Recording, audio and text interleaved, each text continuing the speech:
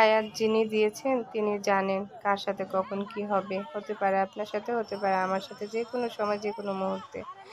আমরা চাই না আল্লাহ এরকম অনিশ্চিত কোনো দুর্ঘটনা আমাদের সাথে ঘটুক।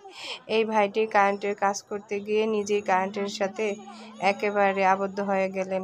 শক খেলেন, তবে কেউ ধরছিল না ওনাকে। উনি মাটিতে একদম লুটে পড়েছিল, একদম মানে নিঃস্বভাবে, তার কোনো চেতন ছিল না।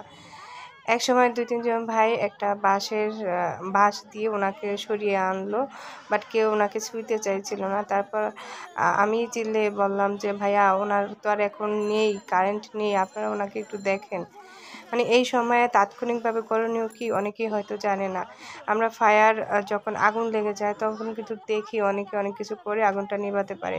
তো এইরকম তাৎক্ষণিকভাবে কারেন্টের শর্ট খেলে কি করতে হবে, এটা আমার মনে হয় প্রতিটা এলাকায় ভিত্তিক একটা সচেতনতা সৃষ্টির জন্য কিছু করা উচিত। এরকম প্রোগ্রাম করা উচিত যাতে সবাই জানতে পারে তাৎক্ষণিকভাবে কি করা উচিত। যখন ওনার বুকে পুশ করা হচ্ছিল তখন কিন্তু উনি শ্বাস নিচ্ছিলেন। তো এমত অবস্থায় আমি অনেককেই বলতেছিলাম, "ভাই, আপনারা ওনাকে একটু হসপিটাল নিয়ে যান। জাস্ট একটু ঢাকা মেডিকেলের ইমার্জেন্সি বিভাগে নিয়ে যান।" কিন্তু কেউ কেন জানি শুনছিল না কথা। তো আমরা চাই না এরকম কিছু। যে যাই করুন সাবধানে করবেন, সাবধানে থাকবেন। আল্লাহ ভরসা।